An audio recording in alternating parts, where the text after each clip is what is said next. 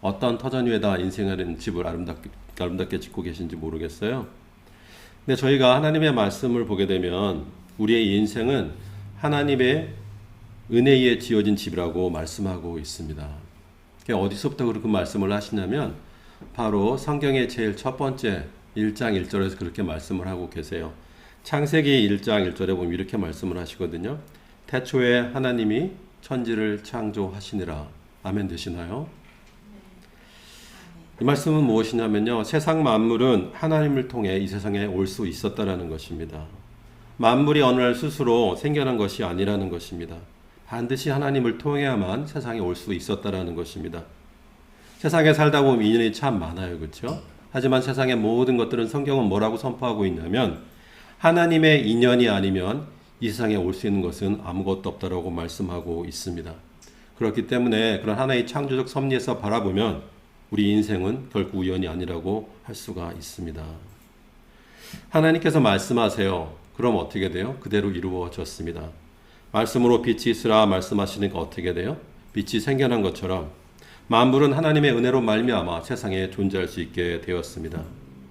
여러분 믿으시나요? 저와 여러분이 우연이 아니라 하나님의 은혜와 사랑의 결과임을 믿습니까?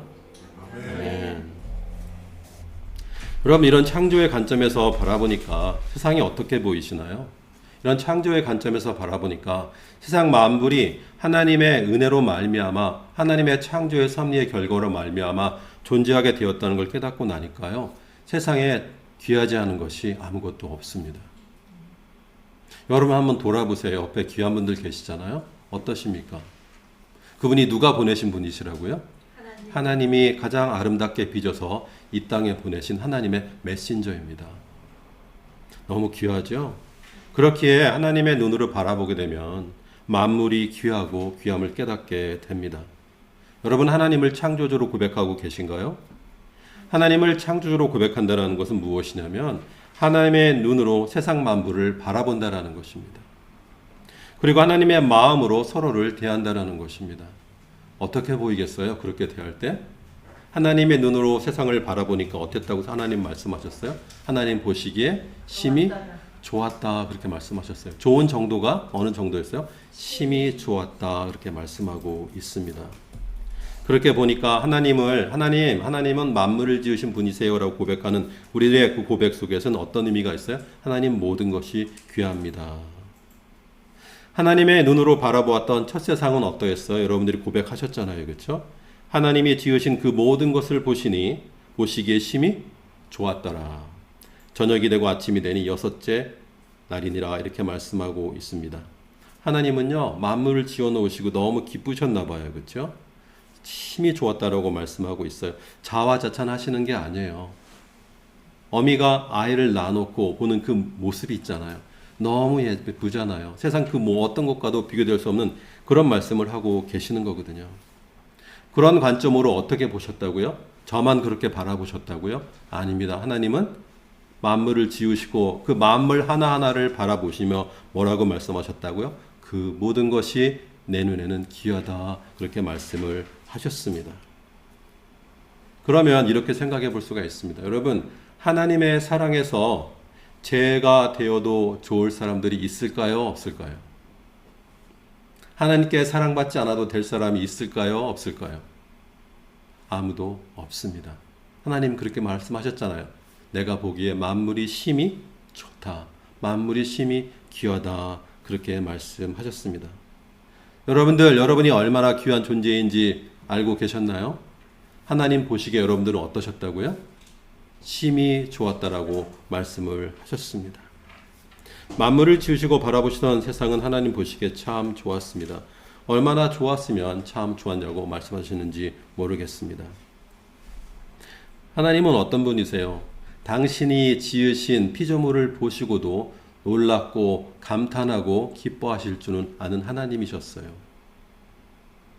그런데 여러분 어떻습니까? 우리가 세상에 보냄을 받고 예수님 통해 믿음을 얻게 되고 구원받게 되고 살아가는 동안에 어느샌가 저희도 모르게 우리 마음속에 그러한 감탄과 놀라움이 사라지고 말았습니다. 그렇지 않나요? 만물을 지으시고 만물과 함께 하시며 그 너머에서 만물을 통치하고 계시는 그 하나님의 눈빛과 만나기보다는 우리의 마음과 눈빛을 어디에 빼앗겼어요? 세상에 빼앗기며 살아갔다는 것입니다.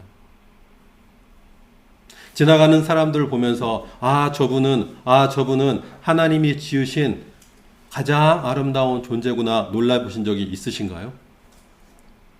어떠신가요? 여러분들 길을 걸어가시다가 돌멩이 보면 어떻게 하셨어요? 네, 왜 웃으시나요? 발로 찼어요. 자, 여러분 하나님께서 창조주라는 사실을 고백하시고 믿으시잖아요. 그러면 길 위에 있는 돌멩이 하나 발로 차도 돼요? 안 돼요? 안 돼요. 왜요? 그 돌멩이의 아버지가 누구예요? 여호와 하나님이시거든요. 그분이 그 돌멩이도 지으신 분이란 말이에요. 창조의 관점에서 하나님이 나의 아버지라는 고백 속엔 무엇이 담겨 있습니까? 만물이 그분을 통해 왔으므로 만물이 그분 보시기에 참 좋으므로 어느 누구도 그 어느 것도 내가 함부로 대할 수 없습니다라는 거죠. 그런 마음이 누구의 마음이에요? 그리스도의 마음이고 바로 그 마음이 누구의 마음입니까? 예수를 주인 삼은 자들의 마음이라고 성경은 저에게 말씀하고 있습니다. 신앙생활 한다는 게 무엇이겠습니까? 바로 그 낡아졌던 마음이 성령님의 도우심으로 말미암아 어떻게 되는 거예요? 우리 안에 매일 새롭게 새로워지는 것입니다. 놀라야 되지 않겠어요? 여러분들 아침에 일어나셔서 불 켜고 화장실에 들어가셔서 얼굴 보시면 놀라지 않으세요? 어떠세요? 여러분들을 얼굴 보시면 놀라셨던 분이 누구세요? 하나님이시잖아요. 여러분과 하나님과 비교가 돼요? 안 돼요? 안 되잖아요. 그럼에도 여러분들은 여러분들을 바라보시며 놀라신 적이 있으세요? 없으세요? 좀 우스운 얘기 같지만 참 심각한 얘기이기도 합니다. 과연 나는 누구를 바라보며 누구를 의지하며 살아가고 있는가라는 것입니다. 과연 나는 누구의 기준을 가지고 누구의 마음으로 누구의 눈으로 세상을 바라보냐라는 것입니다. 하나님의 눈으로 세상을 바라보기보다는요. 하나님의 눈으로 이웃을 바라보기보다는 어쩌면 우리는 세상의 중심이 되어서 내 관점이 모든 것의 척도가 되어서 세상을 바라보고 있는지도 모릅니다. 어쩌면 이웃을 향해서 가파른 눈을 뜨고 있는 것이 바로 나인지도 모르겠다라는 것입니다. 우리 안에는 어쩌다가 이렇게 살다 보니까 예수님을 믿으면서도요, 수많은 경계들이 생겨나는지도 모르겠습니다. 어떤 경계들이 있어요? 학연, 지연, 혈연, 성적, 학교 이런 것, 돈 많은 것, 큰 차 타냐, 큰 집 사느냐가 어쩌면 내 안에 기준들이 되었는지도 모르겠습니다. 그것 때문에 기가 살기도 하고요. 그것 때문에 기가 죽기도 할 때가 있었습니다. 그것 때문에 자존심이 살기도 하고 그것 때문에 자존심이 바닥으로 내려간 적도 있었습니다. 그런데 하나님은 저에게 말씀하십니다. 그 모든 것들 위에 내가 있으며 내가 그 모든 것들의 기준이 된다라고 말씀하고 있습니다. 그리고 그 모든 것들을 놓아버리라고 말씀을 하십니다. 그리고 경계를 다 모두 허물으라 말씀하십니다. 그 모든 경계를 허물고 모두를 하나님의 눈으로 바라보며 나의 형제와 자매로 받아들이라고 말씀하는 것입니다. 배제하고 가르고 나누는 일이 아니라는 것입니다. 하나님의 눈으로 바라봤던 그 첫 놀라움처럼 모두를 바라보며 하나님의 품으로 우리를 안아주시는 것처럼 그들을 포용하고 안고 나의 이웃으로 삼으라고 말씀하는 겁니다. 우리 마음속에 수많은 경계들이 있다면, 우리 마음에 가르고 나누는 것들이 있다라면 우리는 하나님의 은혜가 우리 속에 자리할 곳이 없음을 알 수가 있습니다. 그런 마음 속에는요, 만물을 지으신 하나님의 눈으로 세상을 바라보며 놀랄 시간이 전혀 없음을 알 수가 있습니다. 여러분, 믿음이란 건요, 단순한 도구가 결코 아닙니다. 하나님은 저에게 믿음을 주시면 어떻게 돼요? 잃어버렸던 그 마음을 하나씩 회복해나라고 주신 하나님의 선물임을 믿습니다. 우리 모두는 그 여정으로 하나님께 초대를 받았습니다. 믿고 구원받고 끝나는 일이 아닙니다. 믿음을 주셨을 때 그 여정의 시작이 우리 안에 이루어지는 것입니다. 그 원래의 마음으로 회복되어 가라고 우리에게 믿음이라는 여정을 주셨습니다. 그래서 우리가 이 자리에 오게 된 것을 고백할 수밖에 없습니다.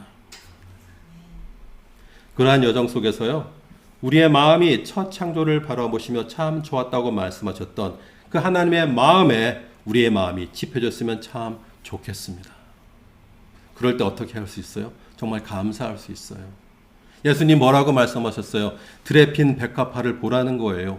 돌보는 이가 너희 눈에는 하나도 없는 것 같지만, 솔로몬의 영광보다도 못한 것 같지만, 오히려 예수님 뭐라 말씀하셨어요? 솔로몬의 영광보다 더하다라고 말씀하시잖아요. 창조의 섭리로 보니까 저 너머에 함께 하시는 그 하나님의 손길과 사랑의 눈빛과 은혜를 알게 되니까 더 이상 솔로몬의 그 영광으로 기죽지 않게 되니까 비로소 우리는 그 은혜의 자리에 서게 되고 감사할 줄 알게 되는 거라고 주님은 저에게 말씀하셨잖아요.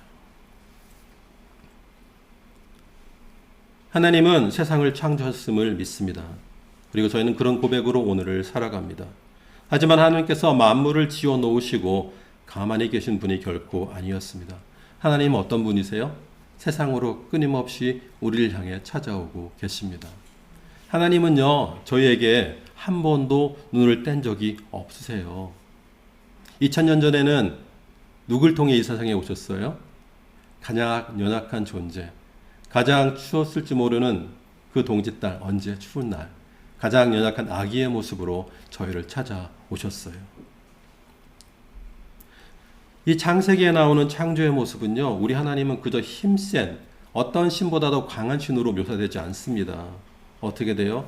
하나님은 만물을 지으시고 어미가 아이를 돌보듯이 어떻게 돼요? 그 아이에게 눈을 떼지 못하고 노심초사 걱정하는 마치 엄마의 모습으로 등장하고 있습니다. 창세기 2장 4, 5절을 보게 되면 그 중간에 이런 말씀을 하세요. 5절에 여호와 하나님이 땅에 비를 내리지 아니하셨고 땅을 갈 사람도 없었으므로. 하나님은 지금 마음속에 계획하고 계시죠. 어디에서? 하늘 보좌에서 이 땅을 내려다 보시며 이 땅에서 눈을 떼지 못하고 계시는 것을 저희가 볼 수가 있어요. 하나님의 눈길은 오직 이 땅에만 있습니다. 이 땅에 머물고 있는 하나님의 자녀들에게 있음을 저희는 알 수가 있습니다. 하나님이 만물을 돌보신다라는 것, 하나님이 만물을 지으셨다는 것은 어떤 의미예요? 진흙탕 같은 이 세상이라 할지라도 우리가 그곳에 있다면 언제든지 그 속으로 들어오시겠다라는 거예요. 좀 지저분한 얘기일까요? 제가 그런 얘기를 들은 적이 있어요. 하나님은 어떤 분이세요? 우리가 통통에 빠져 있으면 얘들아 거기가 더러우니 나와라가 아니라는 거예요. 하나님 우리가 그 더러운 곳에 빠져 있으면 그 속으로 들어오신다라는 거예요. 그리고 그곳에 저희를 건져 내신다라는 거예요. 그것이 창세기가 저에게 말씀하는 창조하시는 하나님이시고 돌보시는 하나님이시라는 겁니다. 자식 낳아놓고 몰라라 하는 그런 부모가 아니라는 거예요. 그 자식 때문에 나의 모든 것을 불태워서 죽기까지 그 자녀를 사랑하시는 아비와 어미의 모습이라고 창세기는 저에게 말씀하고 있습니다. 그러니까 하나님의 애가 끓겠어요, 안 끓겠어요? 저희들 때문에 애가 끓습니다. 바로 이 순간에도 저희들 때문에 애가 끓고 계신다라고 말씀하고 있습니다. 이런 맥락에서 바라보면요, 창조는 단순하게 창세기에서 말씀하는 창조는요, 나는 어떤 신들보다도 힘이 세고 능력이 있어서 너희들 위해 군림하는 그런 존재, 그런 거 관심 없어요. 너희들을 위해서라면 나는 모든 것들을 포기할 수 있다라는 거예요. 자기를 제한하시는 하나님의 사랑을 바로 창조의 섭리 속에서 저희는 발견할 수가 있습니다. 하나님 혼자 계셨으면 문제가 되셨을까요? 아니요. 홀로 계셔도 충분하시잖아요. 그렇죠? 그런데 저희들 지었고 저희를 낳으시고 어떻게 되셨어요? 주무지지도 못하시고 졸지도 못하고 계시잖아요. 바로 그게 창조하시는 하나님이세요. 쉬운 말로 뭐예요? 자식 낳아놓고 발목 잡힌 부모님의 모습이 바로 창세기에 계신 우리 하나님의 모습입니다. 하나님께서 모세를 만나는 장면이 있습니다. 어떠세요? 애굽의 바로는 십자가의 정점에 서 있잖아요. 휘황찬란한 궁전에 있었을 거예요. 그렇죠? 그것이 세상이 상징하는 권력자의 모습이었다는 말이죠. 그런데 우리 하나님은 만물을 지으신 우리 하나님은 어디에 나타나세요? 이를 모를 떨기나무에 당신을 드러내세요. 너무나 겸손하신 하나님이시죠. 그렇죠? 누구를 위해서? 당신께서 사랑하시는 그 모세와 그리고 당신께서 이루실 엄청난 출애굽을 위해서 가장 낮은 모습으로 떨기나무에서 당신을 드러내시잖아요. 그게 바로 성경에 말씀하시는 창조주 하나님이십니다. 너무 다르죠? 너무너무 다른 분이세요. 하나님은 그만큼 저희를 사랑하시기 때문에 어때요? 사랑하는 데 있어서 늘 약자가 되시잖아요. 여기 우리 어머님들 계신데 자녀들 사랑하시면서 늘 승자이셨나요? 아니시잖아요. 늘 약자이시잖아. 왜요? 사랑하기 때문에. 하나님을 우리를 위해서라면 어디든지 언제든지 당신을 제한하시기를 기뻐하시는 분이세요. 바로 그 하나님을 우리는 뭐라 부릅니까? 하늘에 계신 우리 아버지라 부르게 됩니다. 제가 이곳에 서서 여기 계신 모든 분들을 바라보게 되니까요. 모두 참 잘나셨어요. 아멘. 참 잘나셨습니까? 아멘 되시죠? 왜요? 누가 지으셨으니까요. 하나님이 지으셨잖아요. 그게 우리의 자존감이 되기를 간절히 바랍니다. 다른 이유가 없다고요. 우리가 훌륭한 이유는요. 많이 배웠기 때문에, 돈이 많기 때문에, 경험, 경력 이게 아니라고 성경은 말씀하세요. 뭐라고요? 하나님이 우리의 아버지란 그 사실 때문에 나는 사랑받고 있고 존중받고 있다라는 거예요. 만물을 주셨고 내 이웃도 지으셨기 때문에 모든 사람들은 그와 같은 대접을 받아야 한다라는 거예요. 왜? 하나님이 잘 낳아주셨기 때문입니다. 그런 의미에서 우리 모두는 뼈대에 있는 가문이죠. 아멘? 아멘. 아, 그거보다 좋은 게 어디 있어요. 그것만큼 자랑할 게 어디 있어요. 세상의 바로도, 세상의 권력의 정점에 섰던 바로도 그 하나님 앞에서는 먼지에 불과했잖아요. 왜 우리는 먼지 같은 거에 휘둘리며 가난하는 겁니다. 그러지 않아도 된다라고 성경은 저희 말씀하고 있습니다. 천지를 창조하시고 만물을 바라보시며 심히 좋았다고 말씀하시는 그 하나님의 마음이 바로 제가 여러분을 바라보는 마음이기를 간절히 바랍니다. 여러분 하나님 보시기에 심히 좋으세요.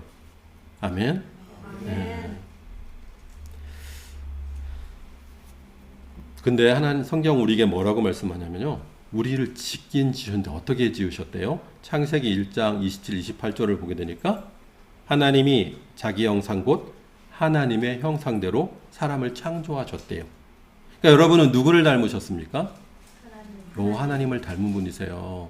얼마나 귀한지 아셨어요? 여러분 그만큼 귀하신 분이세요. 그렇기 때문에 인간은 참 잘난 존재이죠. 왜요? 하나님의 형상으로 빚음을 받았기 때문입니다. 근데 문제가 좀 있습니다. 참 잘 낳는데, 참 잘 태어났는데 우리는 잘 살지 못하고 있습니다. 그게 우리의 비극이죠. 참 잘 태어났어요. 하나님이 저희를 가장 아름다운 모습으로 빚어내셨어요. 그럼에도 불구하고 우리는 잘 살지 못하고 있는 것이 바로 비극입니다. 하나님의 형상으로 태어난 존귀한 존재임에도 불구하고 우리 인간은 존귀한 존재로 살아가지 못하고 있습니다. 그렇게 이보다 큰 비극은 없다라고 성경은 저에게 말씀하고 있습니다. 우리 안에 소망이 있었으면 좋겠습니다. 어떤 소망이요? 잘 났으니 또한 잘 살았으면 좋겠다. 내가 하나님의 형상으로 태어났으니 하나님의 형상으로 살다 하나님 만나러 갔으면 참 좋겠다. 이 세상 살아나가는 동안 나를 통해 아버지가 드러나기를 간절히 바라는 마음으로, 그것이 나의 온전한 기쁨이 되는 마음으로 살아갔으면 참 좋겠습니다. 하나님 얼마나 기쁘시겠어요. 저 녀석들 낳아놨더니 참 잘 살고 있어. 얼마나 뿌듯하시겠어요. 그렇죠? 여러분들 가는 곳마다 누가 드러나요? 아버지가 드러나잖아요. 거울을 아침마다 보게 됩니다. 근데 이 거울을 보다 보면 제 얼굴 속에 제 어머니도 있고 제 아버지도 계시더라고요. 왜요? 부모님이 저를 낳아주셨으니까. 저는 부모님을 닮을 수밖에 없습니다. 우리 모두는 하나님의 형상입니다.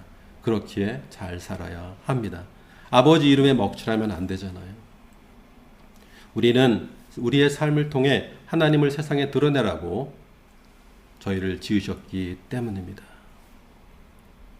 그런데 우리 하늘 아버지께서, 하나님께서요, 저희를 지으시고 인간을 당신의 형상으로 빚으시고 몇 가지 당부를 하세요. 창세기 1장 27, 28절을 보게 되니까 뭐라고 말씀하세요? 하나님이 그들에게 복을 주시며 하나님이 그들에게 이르시되 뭐라고? 첫 번째, 생육하고 번성하여 땅에 충만하라. 땅을 정복하라. 바다의 물고기와 하늘의 새와 땅에 움직인 모든 생물을 다스리라 하시니라. 이렇게 말씀하고 있습니다. 이게 창세기 1장의 이야기예요. 근데 창세기 2장을 보게 되면 19절에 이런 말씀을 하세요. 여호와 하나님이 흙으로 각종 들짐승과 공중의 각종 새를 지으시고 아담이 무엇이나 부르나 보시려고 그것들을 그에게로 이끌어 가시니 아담이 각 생물을 부르는 것이 곧 이름이 되었더라. 이렇게 말씀하고 있습니다.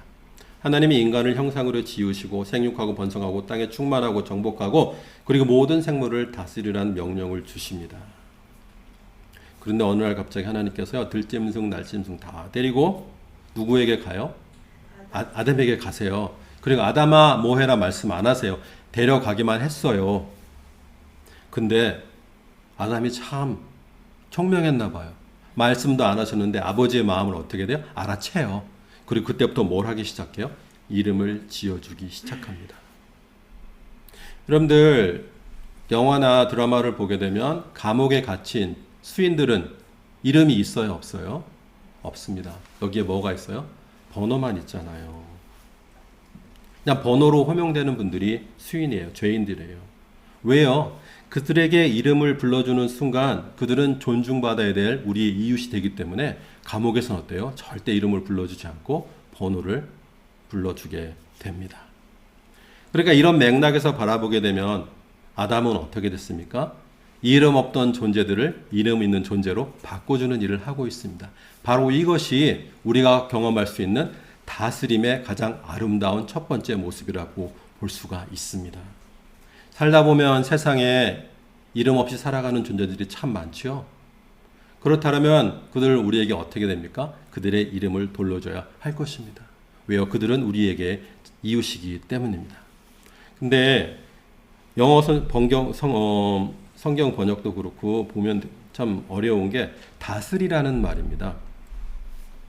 사실 이 다스리란 우리말의 어원을 찾아보게 되면 그 원래 의미가 뭐냐면 참 더 좋아요. 영어나 다른 언어의 번역보다 더 좋은 것 같아요. 여러분들 그 다스리다의 의미는 뭔 줄 아세요?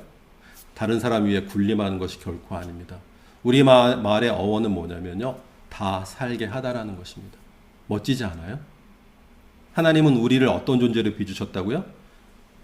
만물이 잘 살게 하도록 빚은 존재라는 것입니다. 우리에게 명령을 주시면서 하나님의 형상으로 빚으시면서 당부하신 말씀 속에는 무엇이 있냐면 너로 말미암아 만물이 축복받는 존재가 되게 하라는 거였습니다.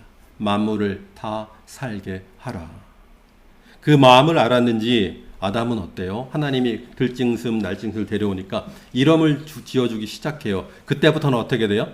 진짜 존재가 되어버리는 거잖아요. 그렇죠? 근데 하나님 좀 놀라우신 분이세요.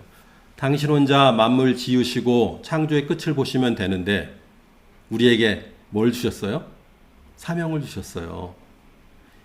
이름 없는 존재들 이름 지어주라고. 그러면서 우리를 어떻게 돼요? 창조의 동역자로 부르고 계십니다. 그러니까 여러분들이 삶 속에서 만나는 모든 분들은 뭐예요? 여러분들의 이웃임을 믿게 됩니다. 여러분들은 그들에게 보냄받은 뭐예요? 하나님의 메신저죠. 그렇죠? 여러분들이 가는 곳마다 어떻게 돼요?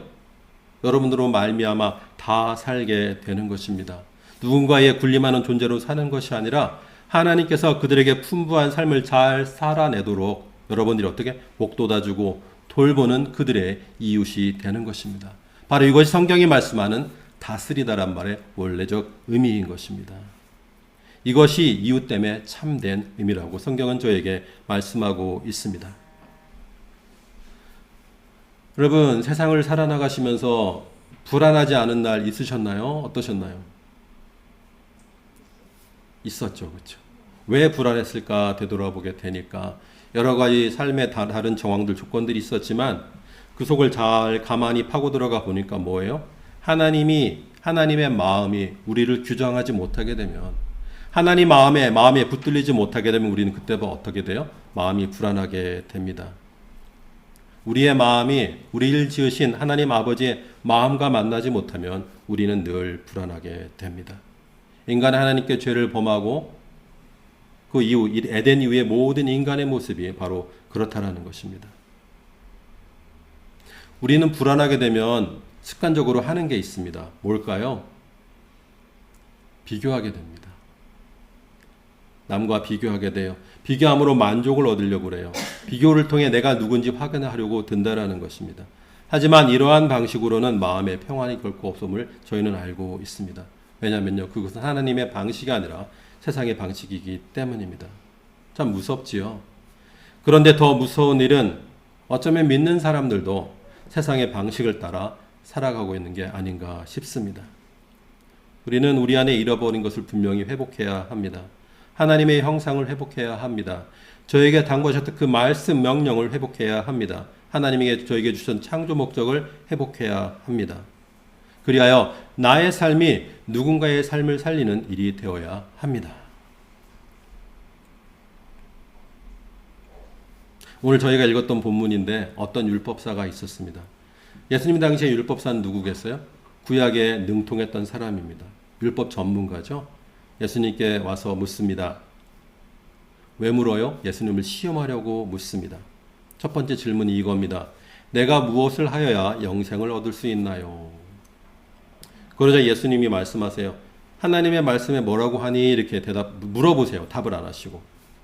너는 그 말씀을 어떻게 이해하니? 하고 예수님께서 되물으시는 거죠. 그러자 율법사는 참 총명합니다. 뭐라고 요약하냐면 율법의 근본 정신은 하나님 사랑, 이웃 사랑입니다. 이렇게 말씀을 해요. 그러니까 예수님 뭐라고 대답하세요? 대답 참 잘했다. 그럼 그대로 살아. 그러면 되는 거지. 라고 말씀을 하십니다. 여러분, 뒤에 벌어지는 예수님의 사마리아인의 비유를 통해 우리가 생각을 해본다면 율법사는 대답을 잘 했을까요? 못했을까요? 대답을 잘 한 걸까요? 못한 걸까요? 대답을 잘하지 못했던 것 같습니다. 여러분들 시험만 망치고 온 자식한테, 아들한테 아버지가 참 꼴 좋다, 그놈 참 잘했다, 이 말이 칭찬일까요? 혼내는 일일까요? 그렇죠? 혼내는 일이에요. 왜 예수님이 그를 그런 식으로 말씀하셨을까 한번 생각해 봤으면 좋겠습니다. 하나님께서 시내산 앞에서 이스라엘에게 하나님의 백성답게 사는 길이 무엇인지를 보여주시려고 그들에게 주신 게 뭐예요? 십계명이고 율법입니다. 그들이 무언가를 잘했기 때문에 그들을 하나님의 백성 삼은 게 아니고요. 잘한 것 아무것도 없지만 은혜로 그들을 끌어내시고 출애굽하시고 구원하시고 하나님의 백성으로 삼은 다음에 애굽에서 400년이 넘도록 뼛속까지 노예로 살았기 때문에 한 번도 하나님의 형상으로 자연으로 살아본 적이 없기 때문에 그들에게 주신 것이 뭐예요? 십계명이고 율법이라는 것입니다. 하나님의 말씀을 잘 따랐기 때문에 그 대가로 받은 게 아니라는 것입니다. 하나님께서 그들을 사랑하기로 작정하고 그럼 하나님의 사랑을 받는 자가 어떻게 살아야 하는지 보여주기 위해서 주신 것이, 선물로 주신 것이 뭐라고요? 십계명이라는 거예요. 노예로밖에 못 살아봤거든요. 한 번도 자연으로 살아본 적이 없거든요. 자신이 하나님의 형상인지도 모르고 살았거든요. 이제는 말씀하시는 거예요. 하나님의 형상으로 사는 자는 어떻게 살아야 하는지 하나님께서 이제 자꾸 설득해내시는 그게 뭐예요? 바로 우리에게 주신 십계명이고 뭐예요? 율법이라는 것입니다. 그러니까 그 당시 사람들이, 저희도 마찬가지겠죠. 율법이든 하나님의 말씀이든 그것을 대할 때마다 우리가 잊지 말아야 할 게 무엇입니까? 하나님의 은혜와 사랑입니다. 그러니까 처음에 시작할 때 그랬어요. 우리는 인생이라는 집을 지는데 어느 터전에다 집을 지어요? 하나님의 은혜와 사랑의 집을 짓고 있는 것입니다. 율법, 십계명, 그 모든 것의 핵심은 뭐예요? 하나님의 사랑과 은혜라는 것입니다. 율법사가 잊었던 것은 무엇이에요? 바로 하나님의 은혜와 사랑이었습니다. 이스라엘 백성이 어떻게 만들어졌다라고요? 율법을 잘 지켰기 때문이 아니라 하나님의 은혜로 하나님이 백성이 됐다라는 것입니다. 십계명이든 율법이든 한 단어로 정리하면 사랑입니다. 사랑하면 살 수 있습니다. 하나님의 사랑에 붙들리면 그 사랑이 우리를 움직이는 원동력이 됨을 알고 있습니다. 그러니 하나님을 사랑하고 이웃을 사랑하는 말씀은 너무나도 당연한 말씀입니다. 그런데 예수님의 말씀 안에는 뭔가 다른 의도가 있는 것처럼 보입니다. 그러자 율법사가 다시 물어요. 그러면 누가 나의 이웃인가요? 이렇게 묻습니다. 그런데 그런 질문의 의도는 다른 데 있었다라고 성경은 저에게 말씀합니다. 어떻게 돼요?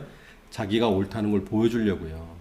자기 의롭다는 거 보여주려고 그럼 누가 내 이웃인가요? 이렇게 물어본다라는 것입니다. 여러분, 자신을 옳게 보이려는 사람이 과연 사랑할 수 있을까요? 자신을 옳게 보이려는 사람이 과연 하나님을 사랑하고 이웃을 사랑할 수 있을까요? 자신만이 옳은 사람이 누군가를 위해 희생할 수 있는 마음이 있을까요? 그런 사람은 무엇을 하고 있을까요? 비교하고 죄시키고 왕따시키는 일에 능하겠지요. 율법사는 율법의 가장 핵심인 무엇을 잊고 있었어요? 은혜라는 것입니다. 은혜를 잊고 있었습니다. 정말 그는 율법대로 사랑하며 살고 있었을까요? 절대 그렇지 않았습니다. 정말 율법을 알고 하나님의 은혜와 사랑을 알았다면 그는 자신을 옳게 보이려고 나의 이웃이 될 만한 사람이 누군가라고 물을 수가 없었을 것입니다. 사랑은 결코 가르지 않습니다. 사랑은 하나가 되게 합니다. 사랑 안에서 너와 나는 없습니다. 사랑 안에서 우리 모두는 하나입니다. 하나님 안에서 우리 모두는 하나이기 때문입니다. 우리의 자신의 의로움은요, 나누고 가릅니다. 이것이 나를 중심으로 바라본 세상의 모습이죠. 내가 중심인 세상은 결국 뭐예요? 천국이 아니라 지옥입니다. 하나님이 중심인 세상이 천국일 거 아니에요. 그와 반해서 내가 중심인 세상은 어떤 나라겠어요? 지옥이겠죠.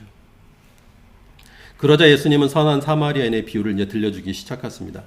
어떤 사람이 예루살렘에서 여리고로 내려가다 강도를 만났고요. 옷도 빼앗기고 맞아서 거의 죽게 되었습니다. 첫 번째 등장합니다. 누가 등장해요? 제사장이 등장합니다. 어떻게 해요? 그를 보고 피하여 지나갑니다. 레인도 지나갑니다. 그러니까 어떻게 된 거예요? 목사님도 전도사님도 예수를 사랑한다는 믿음 있는 모든 사람들도 그냥 그를 보고 지나쳐 갔습니다. 그런데 정말 예상치 않았던 일이 일어나게 됩니다. 누가 등장하게 돼요? 우리가 잘 알고 있는 어떤 사마리아인이 그 여행하다가 그 사람을 보고 불쌍히 여겨서 기름과 포도주를 그 상처에 붓고 싸매고 자기 짐승에 태워서 여관으로 데려가서 잘 돌보아 주게 됩니다. 그리고 그 다음날 여관 주인에게 말하죠. 이 사람을 돌보아 주시오. 그런 비용은 내가 돌아서 갚겠소. 이렇게 말을 하는 장면을 보게 됩니다. 그런 비유를 마치고 예수님은 율법사에게 묻습니다. 내 생각에는 이 세 사람 중에 누가 강도 만난 자의 이웃이 되겠느냐 이렇게 묻습니다. 그러자 율법사는 뭐라고 말해요? 자비를 베푼 자입니다 라고 대답합니다. 그러니까 예수님 뭐라고 그러세요? 야 그럼 너도 가서 그렇게 하라고 말씀을 하시죠. 그렇죠? 그런데 여기서 참 끝까지 율법사가 정신을 못 차리고 있는 모습을 볼 수가 있어요. 왜요? 여기에서 자비를 베푼 사람이 누구예요? 사마리아 사람이잖아요. 그런데 율법사는 뭐라고 말해요? 그저 일반화시켜서 자비를 베푼 사람이라고 말하는 거예요. 그러니까 슬쩍 누구를 가려버려요? 사마리아인은 사실을 가려버리고 있습니다. 너무나 본문은 명백하잖아요. 누가 자비를 베풀었어요? 사마리아인이잖아요. 여전히 자기 의와 자기 자존심에 쌓여서 일반화시켜버려요. 사마리아는 특수한 정황을 없애버리고 자비 베푼 사람이요 이렇게 말하고 만다라는 것입니다. 여전히 그는 하나님의 은혜와 사랑이 무엇인지 모르고 있었습니다. 여러분 그런데 눈치채셨나요? 그 율법사의 질문과 예수님의 질문에 차이가 있다는 걸 아셨나요? 율법사의 질문은 어땠어요? 누가 내 이웃입니까? 그렇게 물어요. 이게 세상이 보통 하는 질문이죠. 그렇죠? 누가 나에게 이웃이 될 만한 자격이 있겠어? 라고 묻는다는 거예요. 근데 예수님은 어떻게 물었어요? 그 사람에게 길거리에 맞아 죽어가던 그 사람에게 누가 이웃이 되었는가라는 것입니다. 그 서 있는 자리가 완전히 달라요. 그렇죠? 은혜의 자리에 서 있는 사마리아인은 하나님의 은혜와 사랑을 기억하며 당신에게 은혜가 되어주시고 이웃이 되어줬던 하나님의 사랑을 기억하고 그에게 다가가 그 고통을 자신의 고통으로 여기는 하나님의 마음과 하나가 되어가지고 어떻게 돼요? 그를 가서 그저 도와주게 됩니다. 그런데 율법사는 묻고 있는 거죠. 내가 어떤 사람인데 과연 너희들 중에 나에게 이웃이 될 만한 자격이 있겠어? 이렇게 물어본다라는 것입니다. 과연 이것이 하나님을 안다는 사람의 질문일 수 있냐라는 것이 예수님의 의도였습니다. 야, 율법사야, 다시 한번 생각해보자.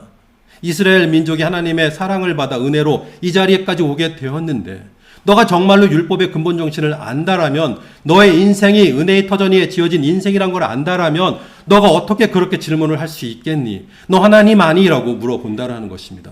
그럼에도 여전히 율법사는 그 의미를 깨닫지 못하니까 뭐라고 대답했다고요? 사마리아 사람이 그에게 사랑과 은혜를 베풀었습니다라고 답하지 않고 자비를 베푼 자입니다. 뭉뚱거려 버렸잖아요. 우리는 과연 어떤 질문을 던질 수 있을까요? 어떤 질문을 던지며 살아가고 있을까요?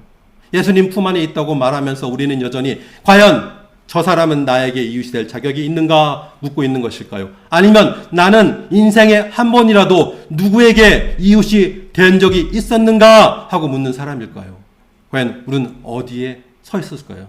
하나님의 은혜의 터전입니까? 아니면 나의 의로움입니까? 오늘 아침 주님은 저에게 이 질문을 던지고 계십니다.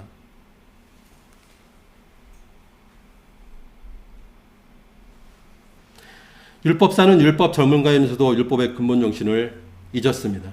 율법의 근본 정신은 뭐예요? 하나님의 사랑, 자기 희생적 사랑, 바로 은혜입니다. 그것을 알게 될 때 우리는 사랑하지 않을 수가 없습니다. 내가 여기까지 오게 된 거 하나님의 은혜로 말미암아 그냥 살게 된 건데, 그냥 더해진 인생인데, 그는 그 사실을 잊자 사람들을 평가하기 시작하고 사람들과 자신을 비교하기 시작합니다. 자신이 어떻게 하나님의 은혜를 입은 자가 되었는지 잊고 있었습니다. 저는 이렇게 말씀하고 싶습니다. 여러분, 믿음은 기억하는 것입니다. 믿음은 무엇이라고요? 믿음은 기억하는 것입니다.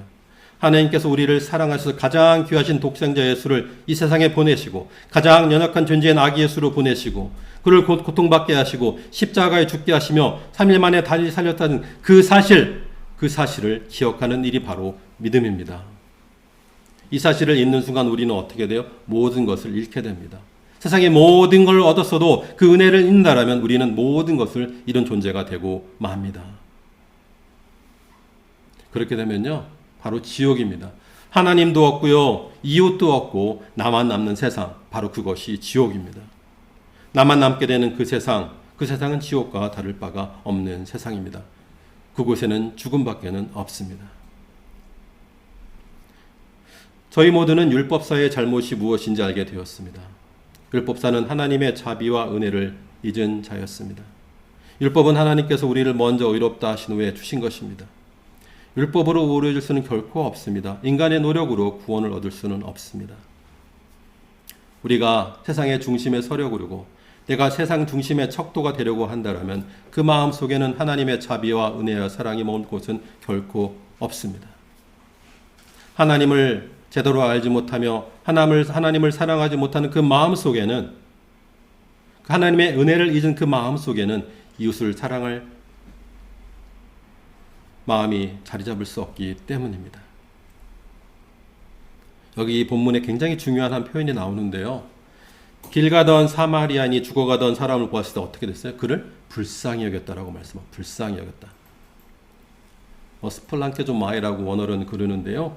여러분들, 요셉이 창세기 43장 30절을 보게 되면 13년 만에 만난 동생을 만나죠. 어떻게 돼요? 동생은 사랑하는 마음이 북받쳤다라고 말했어요. 그래 급히 울 곳을 찾아가 안방으로 들어가 울었다라고 그랬습니다. 이 마음이 북받쳐란 말을 원어로 번역하게 되면 뭔 줄 아시냐면 창자가 꿈틀거렸다라는 것입니다. 창자가 꿈틀거렸다. 이 표현을요, 예레미야에서 보게 되면 예레미야서 42장 10절 이렇게 말씀하세요. 불쌍히 여겼다. 내가 너희를 불쌍히 여기리니, 이렇게 하나님은 말씀하세요. 내가 너희의 고통을 보니 나의 창자가 꿈틀거리더라라는 것입니다. 사마리아인이 길 가다 그를 보게 되니까 그의 고통이 나의 고통이 되었고 그의 고통으로 말미암아 나의 가장 고귀한 것이 어떻게 돼요? 꿈틀대기 시작했다라는 것입니다. 내가 아프니까 나도 아파서 견딜 수 없는 마음이 되었다라고 본문은 저에게 얘기하고 있습니다. 바로 그게 누구의 마음이었어요? 바로 하나님의 마음이었습니다. 저희를 바라보니까 너무나 아프셔서 창자가 찢어질 정도로 아프셔서 그래서 예수를 이 땅에 보내셨다라는 것입니다. 바로 그것이 뭐예요? 불쌍히 여겼다라는 말씀의 원어적 의미입니다. 누가 그 하나님의 마음에 집혔어요? 본문에 등장하는 이름 없는 한 사마리아인이었습니다. 역사적으로 바라볼 때 이스라엘 역사에서 인간 취급도 받지 못했던 이름도 없는 한 사마리아인, 그는 하나님의 은혜와 사랑을 기억하고 있었고 그 은혜와 사랑에 집히어서 알지 못하는 그에게 나아가 그에게 이웃이 되어 주었고 자기가 할 수 있는 모든 것들을 그에게 나눌 수가 있었던 것입니다. 저희들을 바라보시며 이스라엘을 바라보시며 창자가 찢어지는 듯한 고통을 느끼시며 안타까워하시고 마침내는 그 고통에 함께 하시는 바로 그분이 성경이 말씀하는 우리의 하나님 아버지입니다. 여러분, 이 본문에 등장하는 하나님의 이야기가, 이 본문에 등장하는 하나님 마음에 집혔던 사마리아인의 이야기가 저희 모두의 이야기가 되기를 간절히 바랍니다. 그래서 우리 모두도 누군가에게 선한 사마리아인이 되기를 간절히 바랍니다. 하나님은 그런 축복을 받기까지를 원하시기 때문입니다. 사마리아 사람은 바로 그런 하나님의 사랑을 경험했고 그 사랑을 기억한 자입니다. 자신이 하나님의 이야기의 일부임을 기억한 자입니다. 그래서 강도 만난 사람을 보자 그의 고통과 아픔을 자신의 고통과 아픔으로 받아들일 수가 있었습니다. 강도 만난 자의 고통 속에 함께 하시는 하나님을 바라볼 수가 있었습니다. 그리고 그 고통을 자신의 것으로 삼을 수가 있었습니다. 바로 이것이 하나님의 은혜를 기억한 자의 모습이라고 본문은 저에게 말씀을 하고 있습니다. 바로 이것이 거룩하신 하나님의 사랑에 근거한 모습이라고 말씀을 하고 있습니다. 레위기서 19장 보게 되면 하나님 이렇게 말씀하세요. 내가 거룩하니 너희도 거룩하라 이렇게 말씀하세요. 여러분, 거룩이 어떤 건가요? 말씀을 볼 때마다 거룩이 어떤 걸까요? 근데 하나님은 저에게 단서를 주세요. 예수님이 말씀하셨죠. 레위기 19장 18절을 이용하시며 율법의 가장 근본되는 것은 무엇이다? 이렇게 말씀하시죠. 내 이웃 사랑하기를 내 자신과 같이 사랑하라 하고 말씀하세요. 거룩이 어떤 건지 모르겠어요. 그러면 잘 모르겠으니 하나님 구체적으로 말씀하세요. 어떻게 하라고? 사랑하라고. 이 땅에서 거룩을 경험할 수 있는 가장 적극적인 방법은 뭐라고요? 사랑이라고요. 과부, 누구요? 고아, 나그네들 돌보는 그 일, 그들 또한 너희의 이웃심으로 그들을 돌보라고. 애굽은, 세상은 남들을 착취하고 뺏어먹고 누락질하는 것에 능하라고 말을 하고 너희는 430년간 그곳에서 노예로 살았지만 이제는 그 삶을 벌어나서 참된 자연으로 살아라. 거룩하게 살아라. 거룩하게 사는 가장 빠르고 확실한 방법은 무엇이다? 이웃 사랑에 있다라고 말씀하셨습니다. 나라는 감옥에서 벗어나서 하나님의 뜻에 붙들린 참된 자연으로 살라고 말씀을 하십니다. 사랑은 결코 무례치 않습니다. 자랑하지도 교만하지도 않습니다. 제사장도 레위인도 율법다서 모두 하나님의 사랑을 잊었습니다. 그들은 모두 사랑에 실패했습니다. 하나님의 은혜를 잊었기 때문입니다. 그래서 율법사의 첫 번째 질문도 잘못된 것이었습니다. 내가 무엇을 해야 영생을 얻으리이까? 은혜를 알았다면 그렇게 물어보지 않았을 거예요. 그렇죠? 예수님, 누가 도대체 저에게 선한 일을 하셨기에 제가 지금 이 영생을 누리고 있는 걸까요? 라고 물어봐야 했을 것입니다. 그런데 율법사는 그 은혜를 잊자 어떻게 해요? 제 노력으로 좀 영생 좀 얻어보겠는데 어떻게 하면 될까요? 라는 너무도 건방진 질문을 던졌다라는 것입니다. 하나님을 사랑하는 자, 주 예수 그리스도를 인생의 주인으로 모시고 살아가는 모든 제자들은 내가 누구에게 이웃인가? 그리고 내가 누구에게 이웃이 될 수 있는가? 물어야 할 것입니다. 설교를 마치겠습니다. 여러분에게 여쭙습니다. 여러분은 이 이야기에 등장하는 사람들 중 누구라고 생각하고 계신가요? 강도 만난 사람처럼 피해의식에 사로잡혀 살아가고 계신가요? 그렇다면 여러분도 하나님의 은혜를 잊은 자입니다. 아니면 율법사, 제사장, 레위인처럼 여러분의 스스로의 거룩에 사로잡혀 나와 남을 끊임없이 비교하며 비교의식 속에 사로잡혀 또한 우월한 의식에 사로잡혀 계신가요? 그럼 여러분도 하나님의 사랑을 잊은 자입니다. 아니면 여관 주인처럼 하루하루 그럭저럭 살아가고 계신가요? 그렇다면 여러분도 하나님의 자비를 잊은 자일 것입니다. 예수님을 통해 저와 여러분을 새롭게 만드신 하나님의 은혜와 사랑과 자비를 기억할 수 있기를 간절히 바랍니다. 그리고 그런 하나님의 마음에 집히어 살 수 있기를 또한 간절히 바랍니다. 그래서 여러분들의 발길이 닿는 곳마다 새로운 생명의 꽃이 만발하기를 또한 간절히 바랍니다. 마태복음 6장 9절에서 예수님은 제자들에게 기도를 가르쳐 주시며 이렇게 말씀하십니다. 하늘에 계신 우리 아버지요. 하늘에 계신 누구의 아버지라고요? 우리 아버지요.